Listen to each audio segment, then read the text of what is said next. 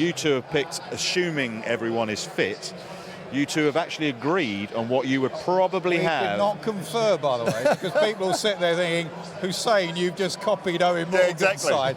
I didn't. I am absolutely thrilled that the World Cup winning captain, Eoin Morgan, has actually picked the same side. So I'm thrilled that it says Nasser and Eoin. The only thing I had to decide really was which left armour, whether to be Curran or Topley.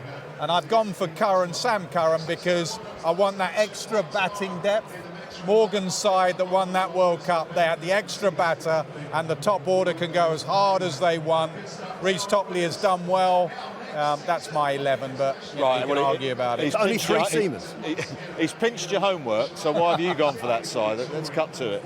Yeah, here I think it's a well-balanced team. I think the playing 11 will change based on the conditions. Just that Liam Livingstone, Moeen Ali role will change. It'll either be another seamer heavy.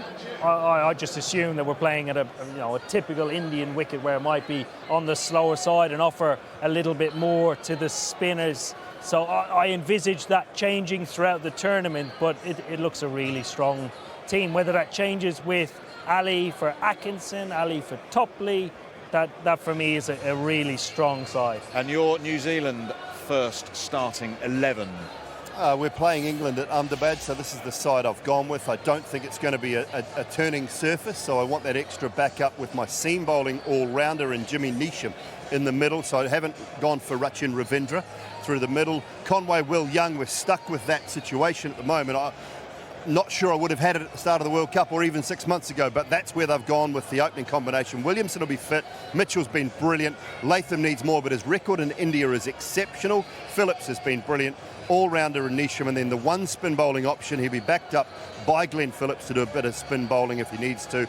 Henry, Ferguson and Bolt. So I've gone with my best bowling lineup. Ish Sodhi's a little bit unlucky, but he will play a part in the tournament. Joking aside about South Africa, bad, good records in World Cups, world events, does that count for anything?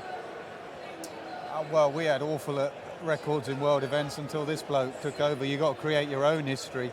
The thing with South Africa, I think, is they're going under the radar now. In my era, South Africa as a sporting nation, in any sport, in any World Cups, would turn up as one of the favourites. We've got the Rugby World Cup going on at the moment. They are a very proud cricketing nation, but it's almost like they're going under the radar. But one thing's for certain, if you get to a semi-final, they are watching, their country are watching, and then the history comes back to haunt you.